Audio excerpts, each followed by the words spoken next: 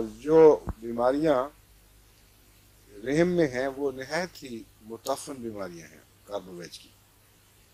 उसकी वजह से डिस्चार्जेस में पायरोजिन की तरह इंतहाई ताफुन वाला मादा निकलता है। सल्फर और पायरोजिनम तब दिमाग में आएंगी अगर इसके साथ इन्फेक्शन की इलामतें मौजूद हों और बुखार हो और प्रसूति कैफियत दिमाग को चढ़ रही हैं। बस ये एक्यूट डिजीज़ में सल्फर और पायरोजिनम इसकी यूट्रस की गहरी बीमारियों से ताल्लुक़ रखती हैं। बाज़ मुस्तकिल बीमारियों से भी ताल्लुक़ रखती हैं, मगर यहाँ फ़र्क ये है कि कार्बोवेज में जो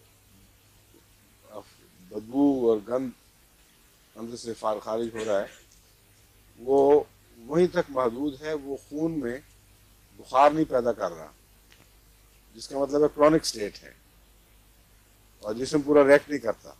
अगर जिस्म रिएक्ट करेगा तो बुखार भी होगा।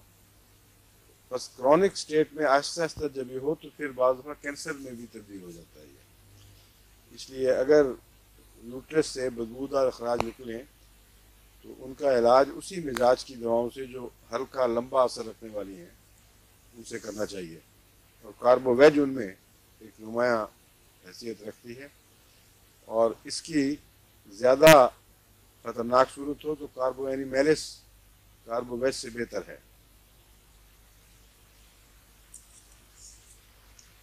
बाल रहम गिर जाते हैं नीचे, उनके मसल्स में ताकत नहीं रहती, उसके लिए भी ये सारा मिजाज ही वही ढीला हो जाना निज़ाम जिस्म का, उसमें ये भी काम आती है कार्बोवेज।